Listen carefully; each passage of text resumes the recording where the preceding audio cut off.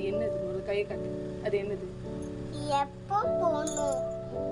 பாப்பா நான் கேக்குறது கரெக்டா சொல்லு. சரியா? என்ன போனோம்? எப்போ போனோம்? ஸ்கூலுக்கு எப்போ போகணும்னு கேக்குறியா? இல்ல. அப்புறம் எதுக்கு? அந்த எதுக்கு?